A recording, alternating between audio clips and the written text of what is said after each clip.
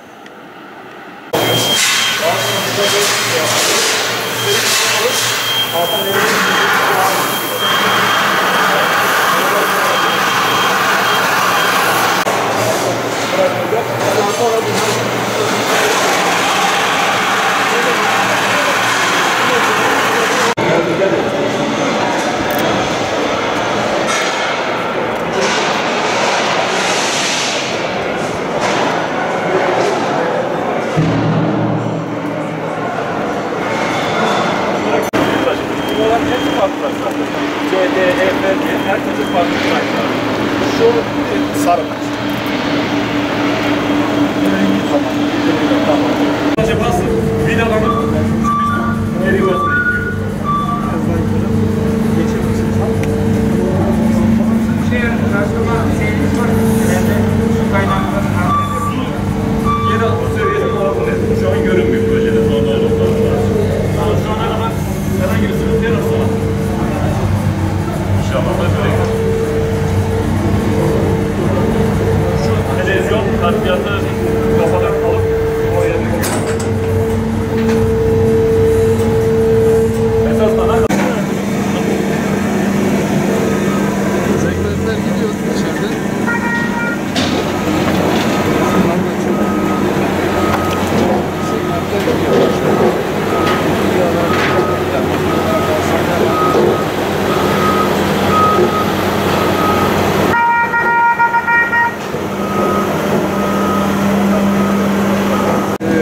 Arguvan'da Yoncalı Barajı İsale Tüneli'nin önündeyiz. Şu anda İsale Tüneli'nde TBM cihazı ile açma çalışmalarına başlandı. Şu anda yaklaşık 45 metrede ilerliyor TBM cihazı. Bunun açacağı, bu cihazın tünel kazacağı alan, uzunluk daha doğrusu yaklaşık 8.6 kilometre. Tünelin toplam uzunluğu da 9 kilometrenin üzerinde. Dolayısıyla çok büyük bir inşaat. Barajı ana mansaptan gelecek suyu aktaracak bir tünel burası. Bu tünel bitmeden zaten barajın işletmeye alınması mümkün değil. Dolayısıyla buradaki çalışma çok büyük önem taşıyor. Buradaki makine gördüğümüz gibi gerçekten teknoloji harikası ve kurulması bile çok büyük zahmetler gerektiren büyük bir makine. Şu anda biraz önce içeriye girdik ve çalışmasını izledik makinenin. TBM cihazı hem bir taraftan tüneli açarken diğer taraftan da tünelin etrafına beton plakaları yerleştiriyor. Böylece aynı zamanda hem açma çalışması hem de tünelin inşa çalışması devam ediyor. Sonunda bittiği zaman inşallah baraja su getirecek, su kaynağından su getirecek bu tünel inşaatı tamamlanacak. Ondan sonra da baraj devreye alınma safhasına gelecek. Yoncalı projesi hem Arguvan için hem Malatya için hem de Türkiye ekonomisi için çok önemli bir proje. Uzun yıllardır devam ediyor. Bu çalışma bittiğinde yaklaşık 17.000 hektar alan sulamaya kavuşacak. Hatta daha üzerinde 174.000 yaklaşık dekarlık tarım alanı sulamaya kavuşacak. Ve çiftçimiz burada alternatif ürün yetiştirebilme, hatta senede 2 ürün yetiştirebilme imkanına sahip olacak ve yörenin haritası tamamen değişecek. Yöreye hem zenginlik gelecek, hem verim gelecek, hem de Malatya ve Türkiye'nin tarımsal üretimine çok ciddi katkı yapacak, büyük bir alan kazanılmış olacak. Bu çalışmalarda DSİ Bölge Müdürümüz Mahmut Bey tabii işin başında öncülük ediyor. Burada çalışan çok sayıda arkadaşımız var. Tünel inşaatında çalışan, beton plaka imalatında çalışan çok sayıda arkadaşımız var.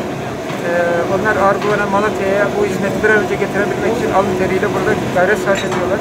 Hepsine çok teşekkür ediyorum. İnşallah kazasız belasız bu çalışma önümüzdeki yaklaşık 1,5-2 yılda tamamlanır. Ondan sonra da barajımızı sulama projesiyle birlikte, sulama projesi ayrı bir kalemde ihale edilecek TOKİ tarafından. Hepsi birlikte yürüyerek inşallah birkaç yıl içerisinde hedef 2023 diyoruz. 2023 senesinde buradan su akıtmak ana hedefimiz. İnşallah DSİ'mizin yapmış olduğu bu verimli çalışmalar Malatya'ya ve Türkiye'ye verim getirecek, bereket getirecek. Ben emeği geçen tüm arkadaşlarımıza çok çok teşekkür ediyorum. Çalışmaların hayırlı olmasını diliyorum. Sayın Valimizi bu Malatya'mız için çok önem arz eden projemizde görmekten çok büyük mutluluk duyduk. Kendileri her daim yapmış olduğumuz bu projeleri çok yakından takip ediyorlar ve destek veriyorlar. Ben bu vesileyle şahsım, bölgem adına kendilerine şükranlarımı sunuyorum. Bu projeler Sayın Valimizin de dediği gibi Malatya'nın ve ülkemizin geleceği için çok önem arz eden projeler. Bunların bir an önce tamamlanıp faydaya dönüştürülmesi en büyük hedefimizdir. Bu doğrultuda yüklenici firmamız, DSİ çalışanlarımızla birlikte gece gündüz 3 vardiya şeklinde bu çalışmaları yürütmek suretiyle inşallah en kısa zamanda tamamlayıp Arguvan Ovası'ndaki 23 yerleşim biriminin arazini sulayacak bu projeyi 2023 yılına kadar sulamasıyla birlikte hayata geçirmeyi planlıyoruz. Hayırlı olmasını temenni ediyorum.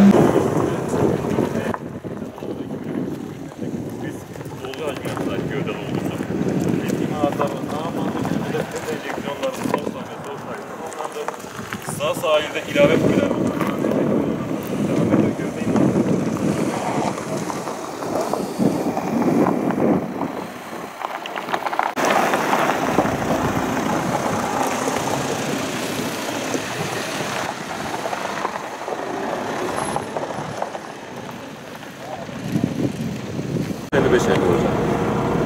55-50 koduna gelecek. Yanlış bilgi vermek için dediğiniz kodun üstünde bir kod olabilir. Hatta buradaki gövdenin bu 52 kodu